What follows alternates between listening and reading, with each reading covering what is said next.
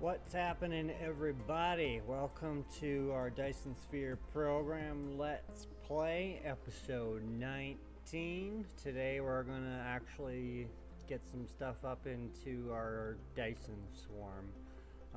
I've kind of not rushed towards it because there's so much other stuff to go over in the game, but I felt like we've done a pretty good job of covering basic aspects of stuff, getting everything set up. My playstyle, I really like to get the interlogistics stations going so I can get planetary transmission, but I was having some power problems earlier. So I went over here and I went and started producing, was it over here?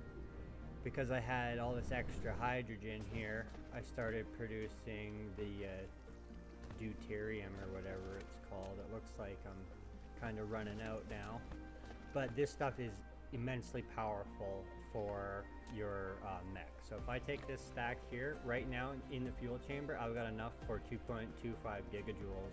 Watch what happens when I like drop one in. It's like boom, boom, boom. So you put a whole stack in there. I got plenty of fuel.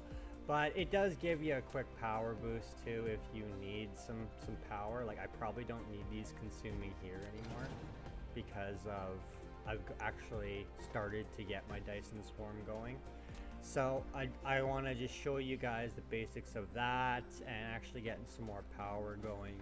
So when it comes down to it, there's not too many things that you need to actually start doing the Dyson Swarm. We could have had it going a long time ago, but I just wanted to focus on other aspects. So when it comes down to it, it only requires red and blue science, and yeah, for both of these, and that's pretty much it. Basically, you send out these fancy solar sails that you build with the EM-Rail Ejectors. And yeah, and then we're gonna actually receive the energy from the ray receivers. So initially your world is set up to have a Dyson Swarm going for it already. It's got one basic pattern already set up.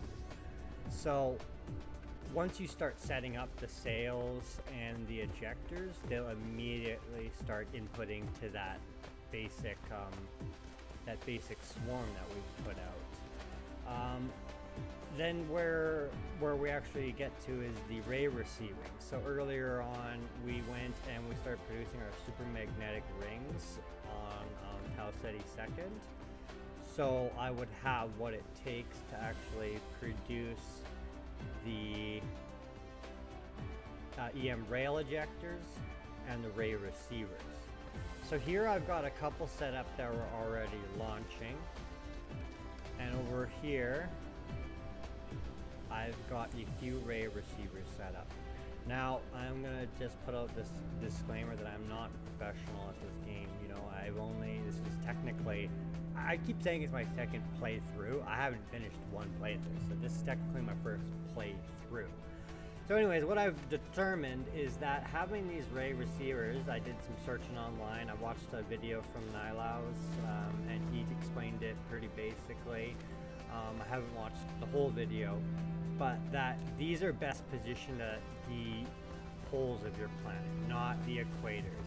I believe that you lose continuous receiving if you put it not at one of the poles. So over here, I've had these out and running for a while now. And so to me, I mean, I have to go in and really search what all this stuff means, but it looks like I'm losing some efficiency somewhere. But these, I can tell, are pumping out 11.2 megawatts each, which is pretty darn good if you ask me. So what we're gonna do is I've already crafted a few of these rail ejectors, and as you can see over there, you see those flashing lights? That's our rail ejector doing its work. So, I mean, I thought I set this up pretty good ratio. I built these things at like 20 per minute, but it seems like I've always got extra. So I don't know, it says, I'm pretty sure it says on the EM-Rail Ejector that it fires 20 per minute. So I've produced, I'm pretty sure I've got these producing at 11.3 per minute. So we're just over at 20 per minute, but it seems to, I always seem to have extra. So right now we're gonna set up a few more of these just so you get the idea. So as you can see when you click on them, they've got different orbits that you can apply them to. So for this one here, it's located under our number 8, our Dyson Sphere, Dyson Swarm. And so I think there's a certain distance. See, it says no tall buildings in the muzzle area. So I'm guessing that's the other buildings. So for this one, I'm not gonna worry about, actually maybe I need to split it off. Yeah, I think that's what I'll do. I'll put a splitter here so we can get the line a little closer.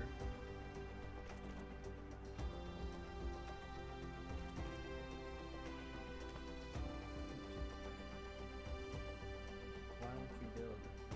Oh, I see. Finicky.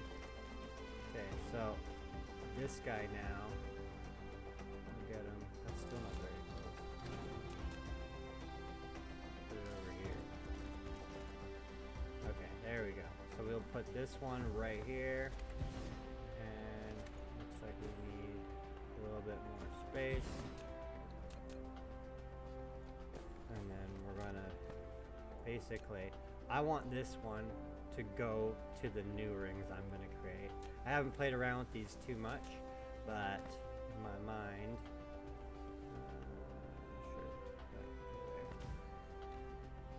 we got to go over here. We can actually look at our Dyson Sphere. So how it works is that you get to choose the orbits. So when you start off, it shows the orbits there. When you start off, this one is pre-made. So, I mean, I've heard some people say that, oh, you know, Dyson sails aren't super effective and you lose because they disappear, and I'm like, well, whatever. I'm playing the game. I'm playing all of the game.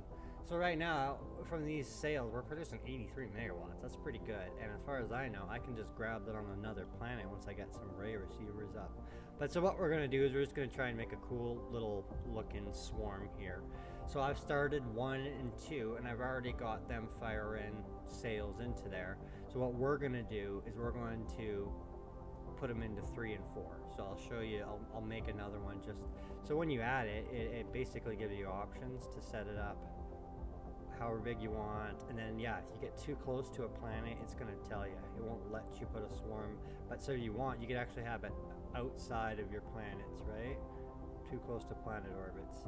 So I bet if we did it right here, it would be outside of our gas giant and Tau Ceti and Tau Ceti second. But anyways, I'm going to make this one as small as I can, and I'm just going to try and make it look like a cool kind of X. Like this is kind of like the front.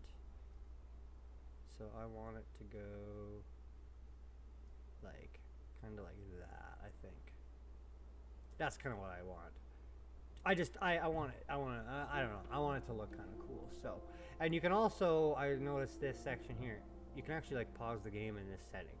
So stuff isn't moving around, so I think that'll come into more play later. And then, I mean, there is the Dyson shell thing, but we haven't really worked on that at all. So I'm not gonna worry about this yet, we're not there. So we'll just go back to our game. So what I'm gonna do is I'm gonna have these two launching towards number 3. So let's take in some solar sails. They've got power. And then I've got 2 more. So I want, where can I put them? I can put them there. And there. So yeah, we'll just put this line here. So now my guess is that we can only have too close to the ejectors. I've got it. There's probably some math involved. So right now, my swarm is producing 83 megawatts. Okay, these guys are going to launch towards 4. But I think right now, part of the problem is they don't actually have line of sight target angle pit. So they're not shooting right now. So I want to go over here really quick and take a look at what we got going on. So right here, we're getting up to 13.4. So let me see if we 13, 26, 39,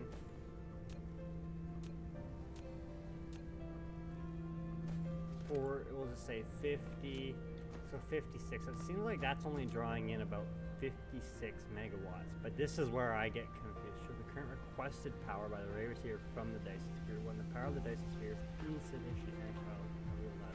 So that makes sense. I mean, if there's not enough power in the Dyson Sphere, but so I'm wondering if these ray receivers are actually converting power into more efficiency, because like this thing is pumping out 13 megawatts, but the total requested is 19.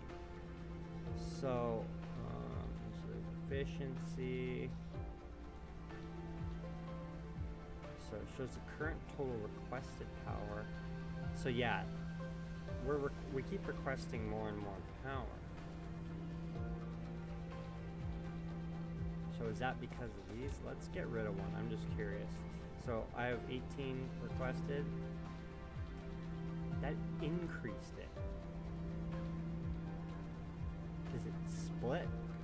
Okay, so let's just mess around a little bit.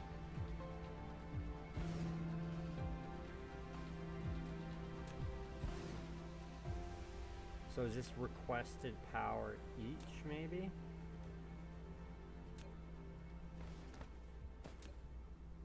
Because as soon as I add those, it looks like this number went up too. Yeah, it did. So it looks like there is a kind of a perfect ratio. So has this one got full? Like I'm just around that ratio. So I think I need to get more sails up. So as you can see in the distance there though, we are launching stuff into orbit, as you can see.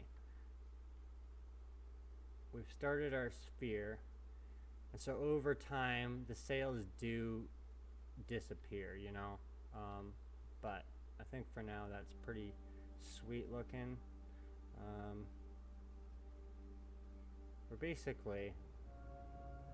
We're going to still be playing around with this and learning the complete functions. Like I know later on we're going to be able to use the graviton lens or whatever. But so when I look at it like this, the requested power looks okay. I mean, it's high.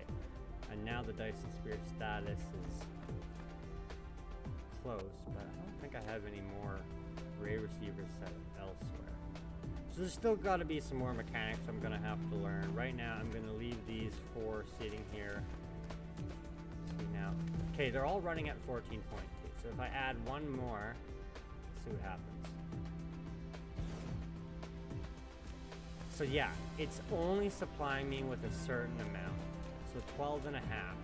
So as soon as I added that one, these ones stopped producing as much power. But in my mind, they were only producing like 13, and as soon as I dropped this one down, I got another 5 more. So in my mind, it's either the same or more. But anyways, I'm gonna change that for now. We're gonna leave it like that so that these numbers stay close, and hopefully, see, it is going up. I am starting to produce more and more. But I think that's because we're adding more rails now. So yeah, look at how fast it's shooting now. So I wonder if I'm pumping through Dyson sails now. It doesn't look like it to me. But I got all of these now adding to the Swarm. So we're gonna let that do its thing, and by the start of the next episode, we should be able to, you know what? I think I got a better idea for the end of this episode. As we can see, it's adding to it. So I'm gonna go save game. I call it my offline, but it's more just because I have 2 saves going in case I screw something up. So if I 89.1, let's go quit game. And then we're gonna go to a Milky Way. defaults to my planet. It doesn't look like it does. Ooh, look at that. 137, 137 number of Dyson Spheres. Total number of solar sails. 100, that's like a trillion, isn't it? Because if we put those there, no, that's a billion, 100 billion solar sails. Let's do a little search. There it is. I'm part of the cluster now. Woo! And it looks like, wait, is that me? No, that's not me. I was like, I don't have that. Oh, I don't have that much. Let's do it again. Search. There we go. 88.7 megawatts. Is that? And I'm the only one. That was kind of why I went and picked my own cluster number, because now I can look at myself in this beautiful Milky Way. Anyways, that's basically it for episode 19. I know it wasn't super informative, but again, I'm not full of every bit of info yet. But I think the idea is to, the more energy you start producing, just to kind of balance those ray receivers with it for the time being. So until I get more power output, I don't think I'm going to add too many more ray receivers. In fact, I might be losing one on that planet, and I might add them to another planet where the power is really needed. So for that, we're done episode 19. Next episode, we'll get back to some actual crafting for more future gaming, especially getting towards the new purple science. That's kind of our next goal, so we can expand more. So thanks everybody for stopping by. I appreciate if you watch the video to the end.